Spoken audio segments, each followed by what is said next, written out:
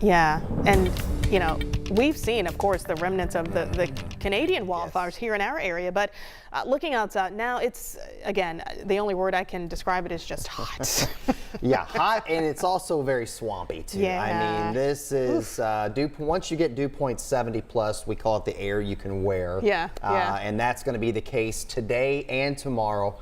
Friday is our 1 day break from the mugginess. All right, so look forward to Friday. That could be your outdoor day, but if you're going to be outdoors this afternoon, you definitely want to hydrate, and if you can seek some shade, yeah, we've definitely had hotter ones. There's no doubt about that. But once, again, you get that dew point 70 plus, and that's just about as muggy as it gets around here. Heat index forecast for today.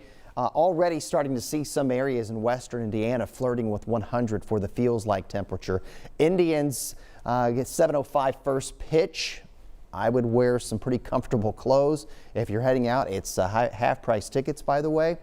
90 to almost 100 on the heat index right now. Those numbers will climb a little bit.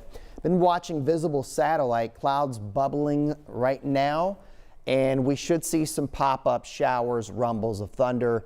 I mentioned I didn't envision widespread severe weather. Storm Prediction Center now shaving off even that low end threat, but it's still possible. And what's going to happen? These storms will bubble up, rain themselves out. In that process, sometimes a localized 60-mile-per-hour gust is a possibility. We're not going to have a whole lot of coverage, but whatever does pop up will produce some very heavy rain rates, lightning, and gusty wind.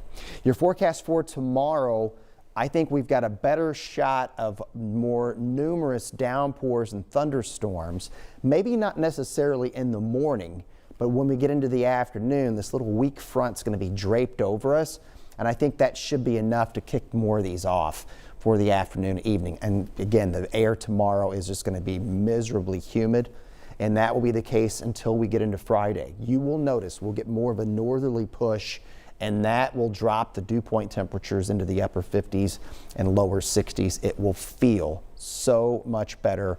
It is a one-day break, however. You'll see it drop down there. It starts to go back up as we go into the weekend, and at the same time, the odds of rain and thunderstorms will go up as we'll have a little system coming through here, especially on Saturday. Could be more on than off.